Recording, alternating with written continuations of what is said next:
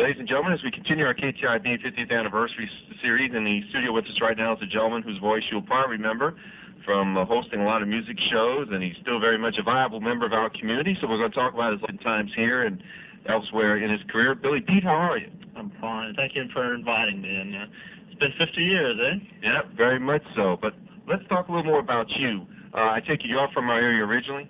I'm from Cutoff, Louisiana, down the bottom. Okay. Was getting into radio always an interest of yours growing up?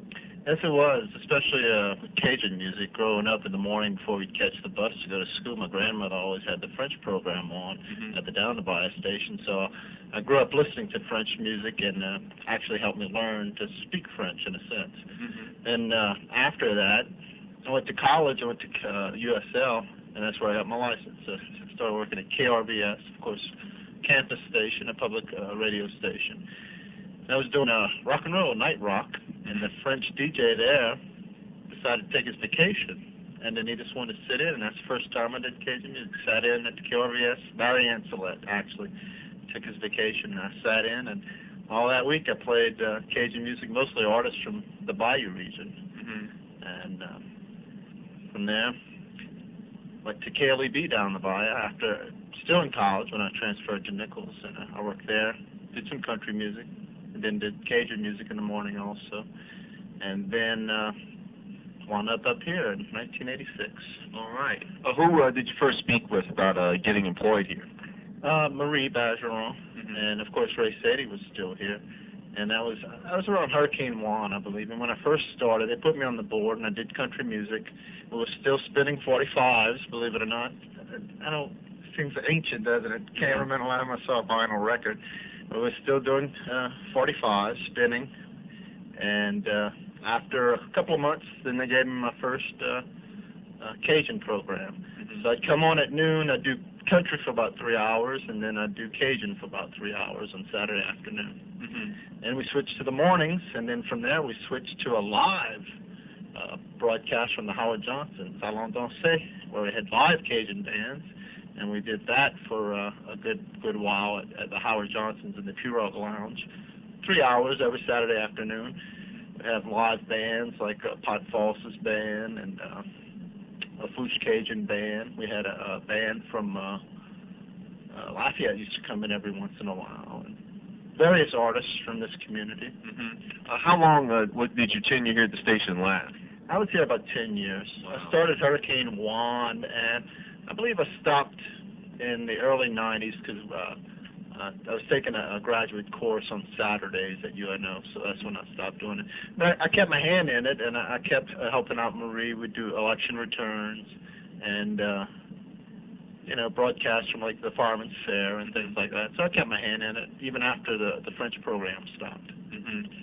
Now, this might be a real hard question to answer, but of all the records you spun in the Cajun format along with the bands, were there any artists that were your favorite? Of course, Vin Bruce and the Acadians, and of course Vin is favorite in this part of the country. In the Bayou region, the Cajun music, mostly Vin Bruce is the most popular. In West Louisiana, there's many Cajun bands, so he's more popular here, I would say, than there. But he's very popular, and he was very popular on my program. His music is my favorite, always been my favorite, way back to when I was a child listening to the radio, waiting to catch the bus at my grandmother's house. Wow. Now, help me out with my memory bank a little bit. Did you replace Leroy Martin, or did y'all two work at the same time? No, Leroy stopped DJing when he decided to run for public office, and after he was elected, I graduated from Nichols, and he hired me, so therefore I was living in Thibodeau as a student, hired me to work in the assessor's office as a deputy, so I stayed living here in Thibodeau instead of moving back home.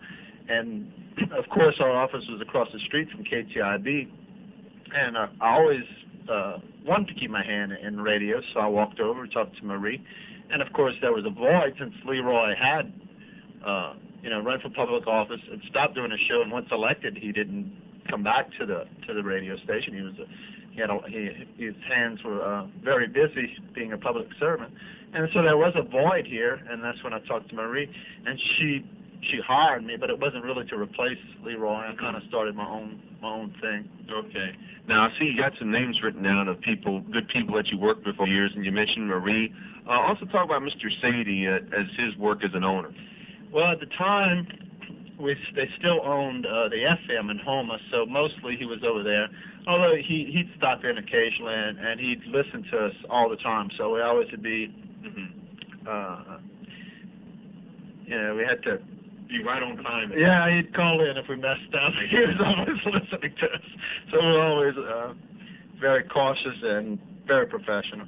Of course, I worked with Darren Fonts. He did sports, and he's now at E.D. White. Greg LaRose did the news here after Marie became the station manager, as well as Jeff Saray. Jeff's at the Comet now, and of course Greg's at Baton Rouge Radio. Roy Vickner. Roy's been here forever. He, after the FM was sold, he came here, so I got to know him. I only knew him through the phone line before that. Right. And Jackie Brinkley. Jackie was here for a very, very long time. I believe she's teaching now.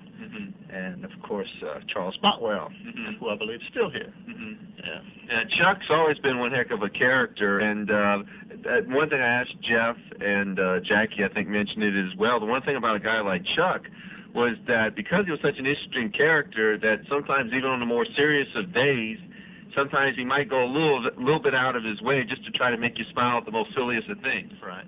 I went to college with Charles, so I've been knowing him quite a while. He's quite a character. Oh, yeah. Now, I take it, with all your work now and in your tenure at KTIB, it sounds like, even though you're a little bit removed from our station, that you sounds like you have a lot of pleasant memories, and I'll bet you, like, just the list of people you mentioned probably made it a real delight to work over here. Oh, yeah, and especially the kind of program I had with the Cajun music, they had a lot of requests. Of course, I used to do the swap shop, too, so that was always fun and interesting. And then when we went live at the Howard Johnston's with Allons Danser, I actually got to see my audience. They were right in front of me. They were dancing and having a good time in the lounge. And, of course, got to see, all the musician friends I've been knowing through the years. Wow. I was going to say, those live shows, the one thing, of course, for people who haven't been to our studios in Green Street, it's not huge rooms or anything where you can have an audience, and you go out there to do the Howard Johnson shows, and I'll bet you that audience, when they really get into the music, it's basically an atmosphere it's hard to describe because of all the energy they provide, with their enjoyment. It really had a good time, and it was fun while it lasted. It really was. Well, Billy Pete, really appreciate you coming by today. And before we head out, is there anything you'd like to say to the listeners?